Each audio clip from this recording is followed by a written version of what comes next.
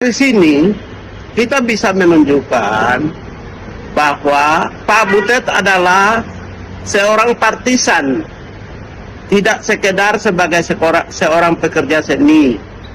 Partisan, apalagi sekarang sudah suasana kegiatan bangsa ini sudah masuk di dalam ranah koridor politik pilpres dan pileg, ya. Sudah masuk dalam ranah koridor hukum pilpres dan pileg yang diatur di dalam undang-undang pemilu, ya. Karena itu semua gerakan para seniman sekalipun atau para aktivis, ya, yang menghadirkan atau mengundang jumlah orang lebih banyak atau menghadirkan khalayak atau massa, kemudian menyampaikan opini-opini politik adalah bertentangan dengan undang-undang.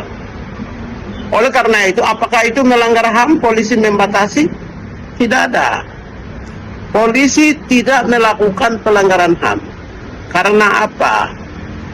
Ya, karena sesuai dengan hukum HAM internasional, prinsip HAM Syracuse Principle, bahkan juga dipertegas di dalam berbagai undang-undang nasional, termasuk Undang-Undang Hak Asasi Manusia.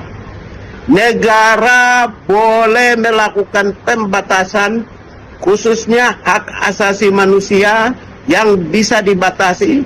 Salah satunya adalah kebebasan ekspresi, yaitu di dalamnya kebebasan ekspresi seni, ya.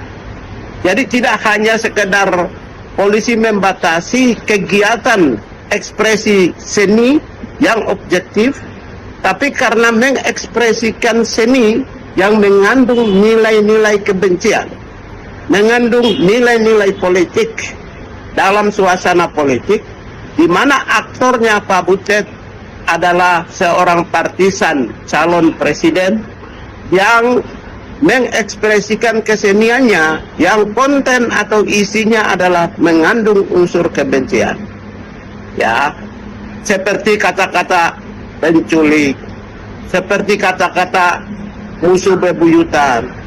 Saya kira kata-kata itu adalah mengandung unsur kebencian dan membangun opini negatif, citra negatif terhadap, ya, calon-calon presiden yang lain.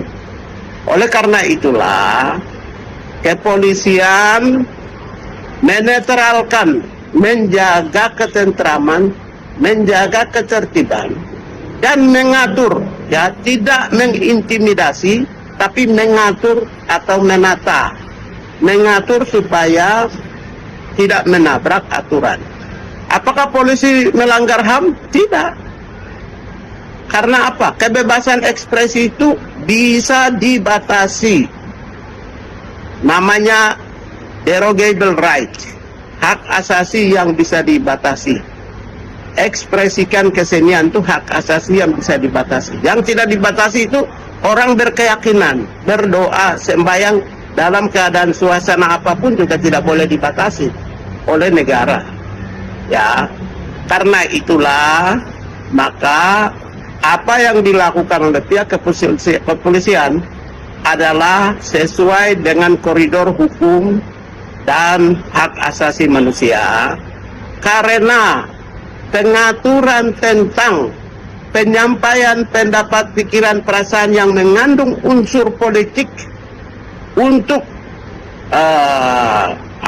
untuk membangun citra negatif kepada para calon pasangan calon presiden yang lain yang berasal dari seorang aktor partisan, tentu itu bertentangan dengan undang-undang. Apa itu undang-undang? Undang-undang pemilu dan turunannya melarang, kecuali kalau panggung kampanye, tidak masalah. Di hari kampanye, ya, di depan para partisan, di samping para calon presiden, kemudian Anda menyampaikan kepada mereka yang tujuannya agar menarik simpati atau menarik massa elektoral, tidak masalah, itu tidak masalah. Tapi kalau di dalam suasana normal, Anda membuat sebuah kegiatan yang isinya adalah mengandung unsur atau nilai-nilai politik yang terkait dengan pemilihan presiden atau legislatif, di mana posisi Anda tidak sekedar hanya sebagai seorang aktivis atau pekerja seni, tapi juga aktivis politik, partisan. Itu tentu polisi mengambil langkah-langkah yang tepat, terukur dan benar. Karena itulah kata-kata intimidasi, violence itu tidak. Polisi tidak mengintimidasi, tapi polisi mengatur. Ya, beda antara intimidasi dengan mengatur. Mengatur, sekalipun itu dibatasi, sebenarnya tidak melanggar karena polisi berdasarkan undang-undang. Pembatasan oleh negara hanya diperbolehkan melalui undang-undang dan turunannya. Sekian, terima kasih.